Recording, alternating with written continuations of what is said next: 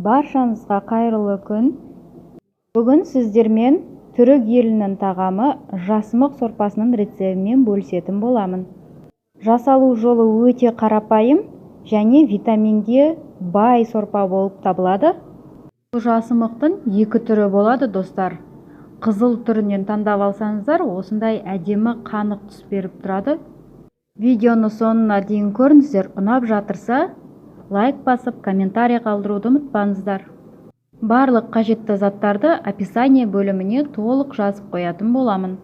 Ең алдымен жуамызды видеодағыдай майдалап турап алатын боламыз. Ыдысымызға сары майды салып, ерітемізде үстіне жуаны салып қуырып аламыз.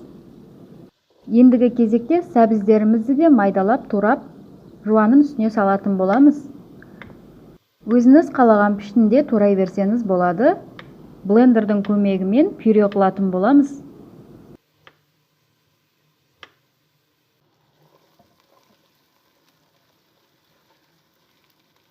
Сорпамызға ерекше дәм беріп тұратын сарымсақтарымызды да ұмытпаймыз.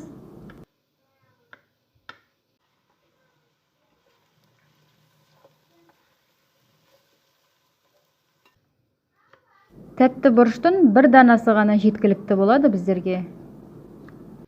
Оны да майдалап турап, үстіне салып қуырып аламыз. Картоптарымызды да видеодағыдай турап, үстіне салып, оны да қуыратын боламыз.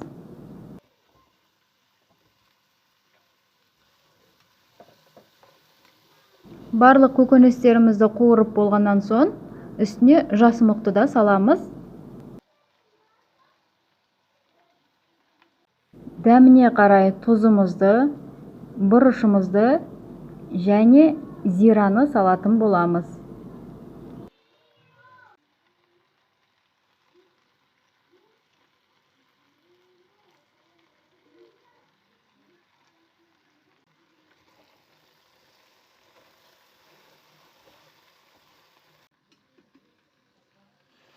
Енді оның үстіне суымызды құйып, 20 минуттың шамасында жай отта пісіріп аламыз.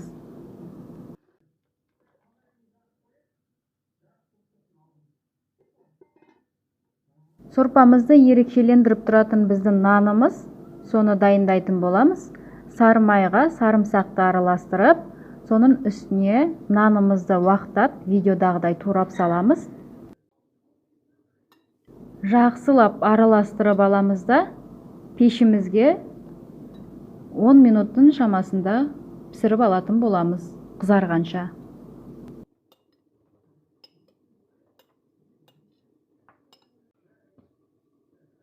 Жиырма минут өткеннен соң біздің сорпамыз дайын болды. Енді оны блендердің көмегімен барлығынан пюре жасайтын боламыз.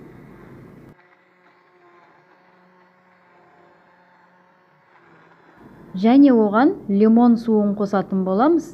2 ас қасық жеткілікті болады. Мінекей достар, бүгінгі түрік елінің тағамы жасымық сорпасы дайын болды. Сіздер де жасап көріңіздер. Дәмі өте ерекше болып шығады. Дайындалу жолы да өте оңай. Ас болсын баршаңызға. Менің каналыма тіркеліп, комментарий қалдыруды ұмытпаңыздар. Сіздерді әр елдің тағамдарының рецептімен бөлісіп отыратын боламын.